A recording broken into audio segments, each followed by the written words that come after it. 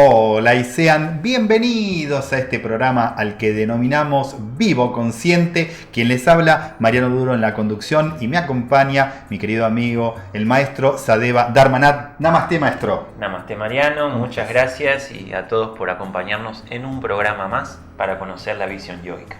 Hermoso programa, bueno, que estamos realizando acá con el maestro y con un montón de preguntas que se van sumando episodio tras episodio. Y hoy vamos a hablar de un tema sumamente interesante, quizás hasta tabú en algunas vertientes o ramas según del yoga. Pero vamos a preguntarte, en este caso, que tiene que ver cuál es la visión yógica sobre el sexo.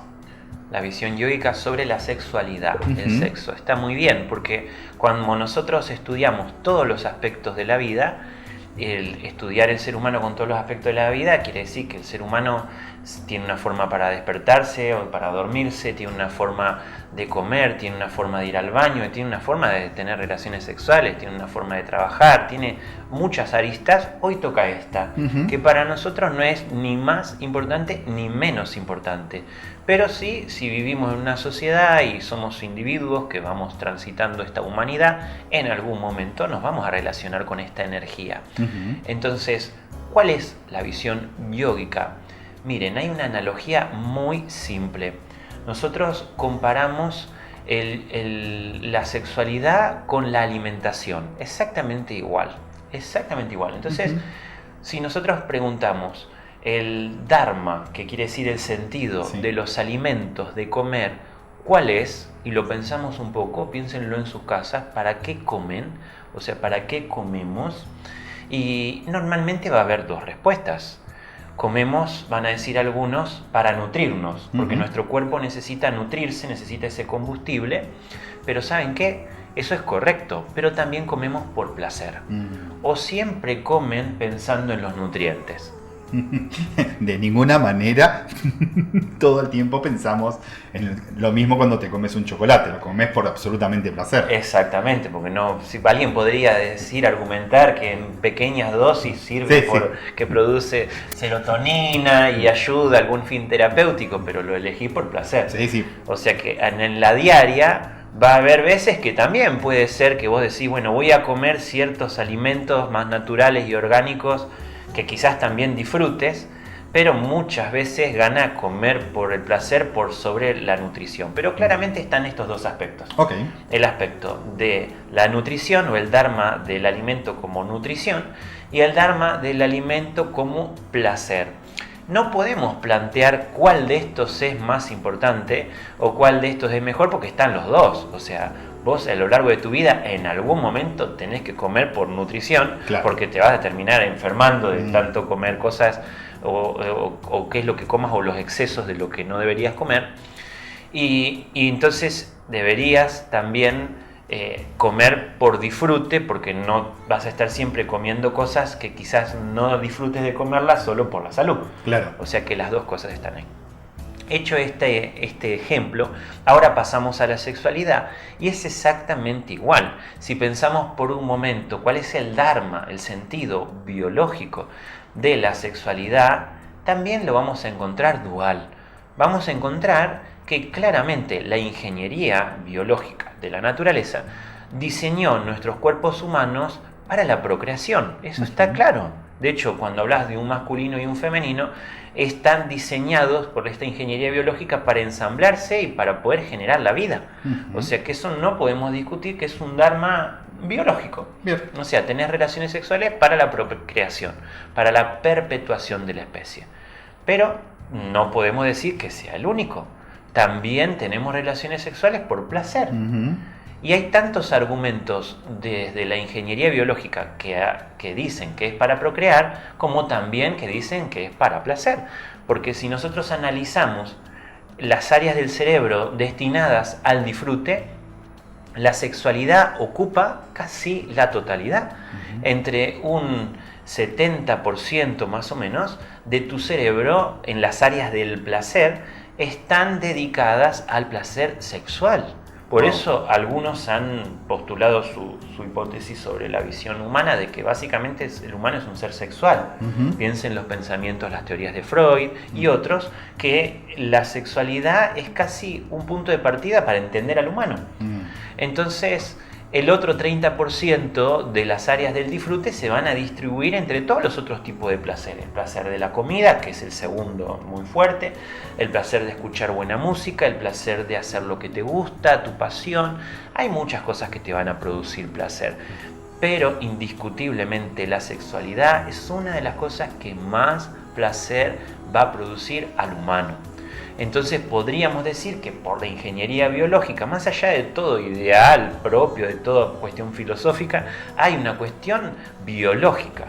Fuiste diseñado para disfrutar de la sexualidad. No importa tu postura filosófica, tu postura religiosa, o sea, hoy la ciencia dice de que fuiste diseñado para disfrutar. Lo que podríamos hacer acá es una gama para ir entendiendo, ¿no?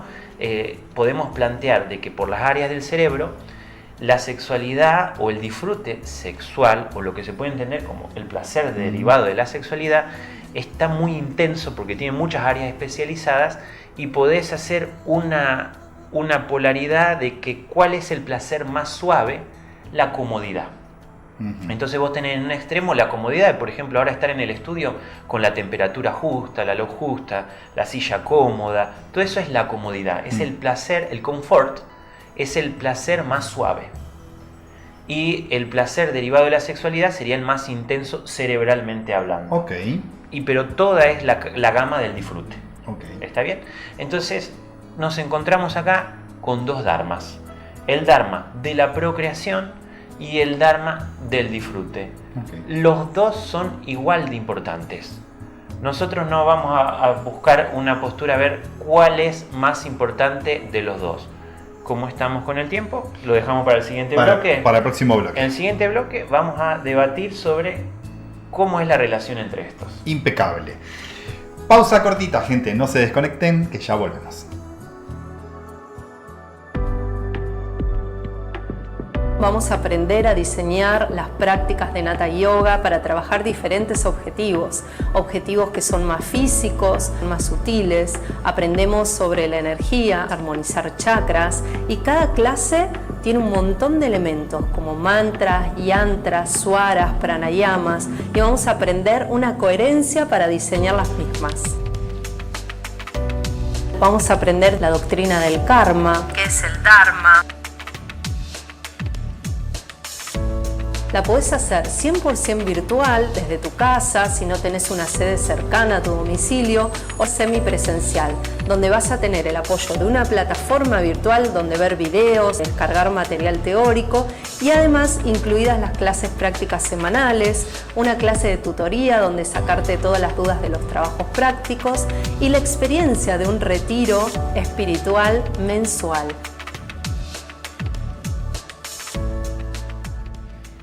Bueno, y continuamos ahora en este segundo bloque. Estamos hablando de la sexualidad y, bueno, según la visión yógica, ¿qué es más importante, podríamos decir, si el sexo por placer o el sexo por procreación?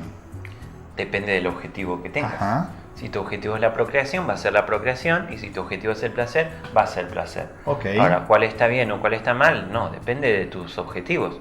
Y siendo sinceros con la naturaleza humana, hay veces que se tienen relaciones para procrear y hay veces que es para placer. Podría ser que haya personas que disfruten de tener sexo con el objetivo de la procreación y se conjuguen las dos cosas. Así como eventualmente hay personas que tristemente tienen relaciones sexuales y no quieren procrear y tampoco disfrutan del proceso. Okay. O sea, estos pueden estar juntos o separados. Okay. La visión yógica es la coherencia con lo que quiero lograr. Okay. O sea que si quiero procrear, tendré en cuenta basándome en la ingeniería biológica, cuáles son los mejores momentos y las mejores frecuencias para lograr el objetivo de la procreación. Y si y probablemente disfrute del proceso, puede que sí, eso es lo ideal, ¿no? Pero piensa en un matrimonio, vamos a dar un ejemplo estándar, ¿no? Que está teniendo el objetivo de tener hijos y todavía no lo han logrado, y el médico le dice que tienen que tener relaciones tantas veces por semana como para cumplir dentro del periodo de la ovulación, y quizás puede llegar a convertirse en una presión, quizás hasta dejen de disfrutarlo, quizás les produzca estrés solo la idea de pensarlo. Entonces esto como para dar un cambio de foco, ¿no? Y luego está que si tu objetivo es el placer, también tendrás en cuenta los momentos y las frecuencias que más placer te den. Y las dos están bien y ninguna es superior a la otra. Las dos dependen de un nivel de conciencia, las dos deberían ser conscientes, pero no es que una es mejor que la otra. O sea, para el Advaita Tantra, que es la filosofía que nosotros practicamos en la escuela, sos un ser sexual, tu naturaleza es así, y hay un montón de deseos en tu naturaleza. Uno es este, y si está, uno tiene que relacionarse con ese deseo, porque luego estarán las estrategias de reprimirlo, por ejemplo, pero bueno, si lo reprimís no quiere decir que lo transformás, está ahí. Sigue existiendo. Está ahí, y entonces ese deseo reprimido que no se ha transmutado, que se puede transmutar, que vos te enfoques en otras cosas, que encuentres otras pasiones, otros entretenimientos de tu mente, otros deseos más elevados, que vayan eclipsando al deseo sexual. Si lo haces, está perfecto. Ahora, si no haces eso y ese deseo se alimenta, pero vos forzás a tenerlo ahí contenido, y pasa como todo, como los alimentos. Si vos no cambiás tu paladar para que cada vez te guste y disfrute de cosas más sádvicas, más equilibradas, cosas más saludables, y evitas comer lo que querés comer, todos tienen una capacidad de represión. Entonces vos te vas a aguantar, vamos a decir, la torta de chocolate, que te guste, te vas a aguantar, pero un día no te vas a poder aguantar y no te vas a poder comer solo una porción. Entonces, ¿qué quiere decir eso? Que el deseo, vos no sos una persona teniendo deseo como debería ser y como podría ser un yogi teniendo un deseo. Lo que va a pasar cuando no aguantes más la represión es que va a ser el deseo teniéndote a vos. Al revés. Ese es el problema. No que vos tengas una experiencia, porque hemos venido a tener experiencia, es parte del sentido de esta vida. Que tengas la experiencia, en este caso, de una sexualidad y de un disfrute. El problema está cuando esa experiencia te tiene a vos. Ese es el problema. Amplío un poco más, estamos hablando de experiencias desde la sexualidad, pero ¿qué pasa? Hablábamos de por un dharma de procreación, pero ¿qué pasa cuando el deseo va más allá y hablamos por ahí de géneros que tiene que ver con hombre con hombre, mujer con mujer, o ampliar aún más todavía, donde quizás haya más de dos participantes? ¿Qué pasa según esta mirada sobre la visión yógica? Bueno, hay dos cosas acá que podemos aportar. Desde un lado, el planteo de la visión yógica del Advaita Tantra, que no es todos los yogas, o sea, es una corriente no dualista, pero hay muchas corrientes dualistas, es tántrica, pero hay muchas otras visiones tántricas. Entonces, la visión de esta es que el humano viene preparado, más allá de cómo te identifiques como hombre, como mujer, como lo que sea que vos te identifiques, para encontrar en un opuesto complementario, la totalidad de lo que necesitas de una vinculación. Es decir, con ejemplos simples, y luego vamos a las posibles combinaciones, si yo encarné como hombre y en cuerpo de hombre, al relacionarme con una mujer, nosotros le decimos una Shakti, esa Shakti es completa. O sea, si vos tenés la maduración de conciencia para conectar y sintonizar con esa mujer en todos los niveles, no necesitas nada más. O sea, no vas a tener la idea de otras mujeres o más de una mujer. Todas esas son ideas o necesidades o experiencias que se buscan desde la no capacidad de conectar con la completitud que es esa otra mujer. Y lo mismo pasa al revés. Si sos mujer, ese hombre es completo. Y todo el mismo planteo, pero al revés. Bueno, entendiendo esa es la postura de esta corriente, de esta línea. A alcanzar la plenitud es de conectar y sintonizar con la completitud. Pero nos salimos de eso, nos corremos Y existe, como el humano es tan creativo, muchas posibilidades de que de repente un hombre no se identifique con su género y se identifique con otro, o que un hombre quiera relacionarse sexualmente con otro hombre, o una mujer con otra mujer, o este escenario que vos decías, donde puede haber más personas, un número impar de veces o par, o lo que se te quiera imaginar. Todo eso nace de ideas y creaciones humanas que están hablando de una necesidad vibracional. Vos estás vibrando necesitando eso. Ahora, ¿eso es bueno o malo? Desde esta visión yógica, eso es más básico, pero quizás necesites transitar por ahí. ¿Qué es lo malo, chicos? Lo malo es mentir, engañar a alguien, obligar a alguien a hacer algo que no quiere hacer, abusar de alguien, aprovecharse de la vulnerabilidad de alguien. Esas cosas son malas. Ahora, si dos personas o tres o las que sean, de los géneros que se les quieran ocurrir, se encuentran y se entienden y se dan placer y disfrutan, allá ellos, que hagan lo que sienten hacer. La visión yógica acepta y entiende que eso es una necesidad y quizás uno puede pasar por ese proceso y con el tiempo se dé cuenta que no lo necesita más o que todavía lo esté necesitando. Eso no te hace una mala persona. Lo que te hace mala persona es aprovecharte de otro, mentir, abusar. No sería ni más ni menos lo que hablabas al principio, sigue siendo el dharma, ¿sí?, del disfrute.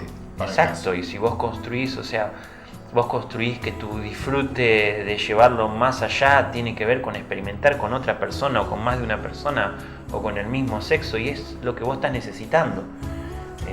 Entonces eso delata tu nivel de conciencia, o sea, lo que tenés que atravesar en ese momento. Es la experiencia necesaria para seguir evolucionando, básicamente. Totalmente. Dentro, bien lo mencionabas, dentro de los parámetros de ser buena persona y hacer lo correcto, ¿sí?, sin lastimar al otro, que es lo más importante. Exactamente. Pausa cortita. Tengo una gran pregunta, pero eso será recién en el próximo bloque. No se desconecten.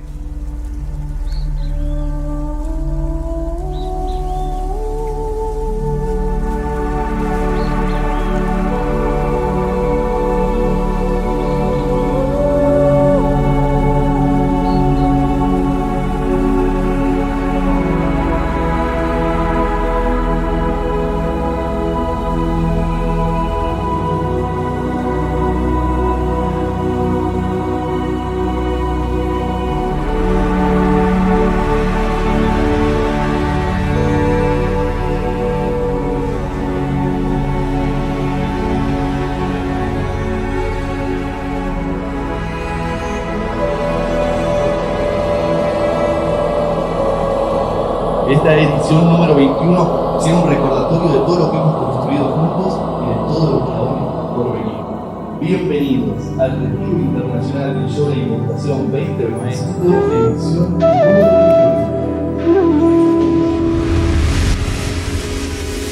Om Mata, Om Kali, Durga Devi Namo Namaha. Om Mata, Om Kali, Durga Devi Namo Namaha.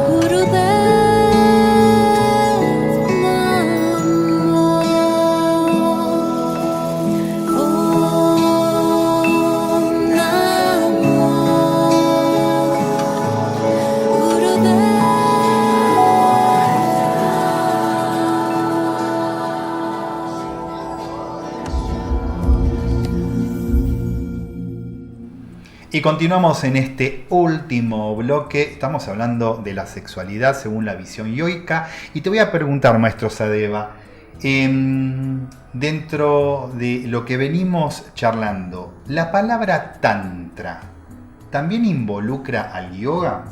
Por supuesto. Uh-huh. El tantra y el yoga, de hecho nuestro yoga, que se llama Advaita Tantra, la corriente, Sí. es un yoga tántrico. La palabra Advaita quiere decir la unidad que subyace a todo lo que existe. Sí. Y la palabra Tantra quiere decir red, entramado, interconexión. Ok. Es como que Advaita es la esencia, Atma, o toda la esencia o el alma de todo, y Tantra es la interconexión de todas las manifestaciones existentes. Ahora, en base a lo que nos acabas de explicar, ¿por qué se utiliza la palabra tantra para vincularla con la sexualidad? Es una distorsión total. Ajá. ¿Sí? No hay nada en la etimología de la palabra tantra que tenga que ver con sexo, aunque como en toda interpretación podría forzarse a eso, Ok. pero el sentido o la conexión que le podemos dar a estar hablando de sexualidad en un yoga tántrico hoy tiene que ver con lo que hablábamos en los primeros bloques. Como estudiamos la naturaleza del ser humano en todos sus aspectos, claramente es un aspecto más. Ahora, ese aspecto no es ni más importante ni menos importante que todos los demás. Ok, entonces lo que occidentalmente se entiende por tantra como una práctica sexual no sería entonces en su plenitud. Es algo erróneo. Ok. Aunque existen yogas sexuales y prácticas sexuales vinculadas al tantra, generalmente son distorsiones de las enseñanzas yógicas. Ok. Qué interesante y qué cambio de paradigma importante, porque lo he escuchado, te podría decir de que tengo uso de razón, como la vinculación hacia una práctica sexual de determinada manera energética, con posiciones, etc. Saliendo Sí. de lo tradicional, digamos, ¿no? Exacto. Bueno, pero es que pasa exactamente lo mismo que con la palabra yoga. Ajá. O sea que obviamente va a pasar con el tantra también. Mm. Cuando el yoga llega a Occidente, que es lo que está en el inconsciente colectivo, le decimos que estas son charlas de yoga. Este ya es el programa número 12, creo Ujú. que estamos haciendo, y no hemos hablado en un solo programa de asanas de yoga, Ujú. ni de que el yoga es para la salud. En ninguno de esos programas. Y todo esto es yoga. Yoga como camino de realización, es yoga real. Entonces la misma distorsión de que cuando llega el yoga, a ustedes se les pregunta qué es yoga cuando llega a Occidente y ustedes se representan personas haciendo ejercicios de elongación, Claro. asanas, que están en el yoga pero son re secundarios, o sea, no son lo importante que hace un yogi, ¿sí? Y lo mismo pasa con tantra. Sí, hay sexualidad porque somos humanos, pero no es eso lo importante. Es exactamente la misma distorsión, pero podemos hablar cosas simples para que, conectadas con tu pregunta, cuando un yogi, y voy a repetir nuevamente, desde esta corriente, quiere hacer un trabajo espiritual, hace un trabajo espiritual. Hay técnicas para elevar la conciencia, hay técnicas para activar, por ejemplo, energías que se llaman energía kundalini, que van pasando por nuestros diferentes centros de energía, por nuestros diferentes chakras. Y si quisieras hacer eso, practicas eso. Ok. Y cuando querés tener relaciones sexuales, tenés relaciones sexuales. O sea, el problema está donde aparece alguno usando estas enseñanzas y dice, bueno, vamos a hacer yoga tántrico para activar la energía espiritual. A ver, si querés activar la energía espiritual no necesitas hacer sexo. Ok. Y no quiere decir que el sexo esté peleado con la espiritualidad.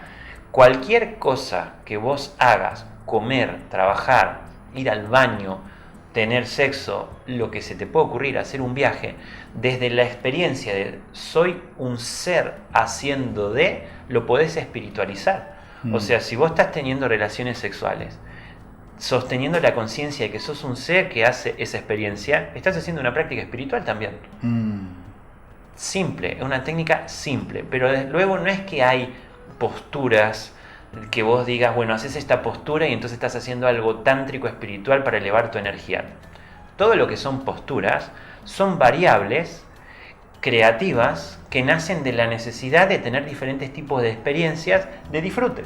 Claro. Entonces, es una cuestión de gustos. Va a haber quienes te dan ideas y hay textos que te hablan de diferentes posturas, pero son para la experimentación sensorial, para la gratificación sensorial. Y no hay nada de malo en eso. El tema es no confundir, no creerse de que hay una forma de tener relaciones para una elevación espiritual. Volvemos a la base. Si vos querés hacer una elevación espiritual, hacela.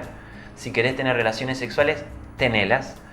Pero no uses la espiritualidad como argumento, porque así también hay muchas personas que, basándose también en el desconocimiento de la gente, le puede decir a otro, bueno, vení que te voy a hacer una iniciación sexual para activar tu energía kundalini. O un masaje sexual para activar tal chakra, un masaje de chakras, y todas esas cosas son distorsiones totales. Sí.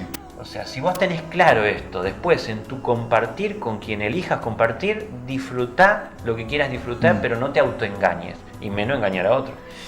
Hablábamos, ¿no?, de ser buenas personas, lo reforzamos y sí, invitamos a la población también que tenga los cuidados pertinentes y que averigüe, que se informe. Hoy has dejado plasmado algo que desmitifica lo conocido como lo tántrico, popularmente sexo con posiciones tan históricamente instalado dentro de la sociedad occidental. Así que, Maestro Sadeva, hemos llegado al cierre de esta edición. Nuevamente agradecerte y, por supuesto, nos preparamos para lo que sigue. Lo que sigue. Muchas gracias. Gracias. Namaste. Namaste. Gracias por acompañarnos. Gracias.